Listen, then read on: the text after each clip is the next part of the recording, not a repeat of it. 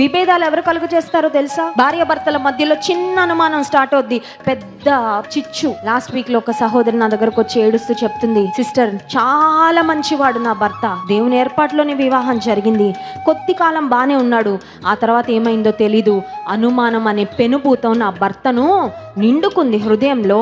నన్ను ఇంటిలో నుంచి ఇలా కిటికీలోంచి కూడా బయటకు చూడనివ్వడు, కడుపు నిండా భోజనం పెడతాడు, వంటి నిండా వస్త్రాలు ఇస్తాడు, చాలా మంచి ఇంట్లోనే ఉంటున్నాను, కానీ ఈ అనుమానంతో ఇంటిలోండి బయటకు అడుగు పెట్టనివ్వడం లేదు, కనీసం తల్లిదండ్రులకు దగ్గరికి వెళ్ళనివ్వడం లేదు, ఎవరితో మాట్లాడడానికి అవకాశం లేదు. I feel like I'm living in a jail. ఒక చిన్నపాటి జైల్లో బ్రతుకుతున్నట్లుగా నా జీవితం ఉంది.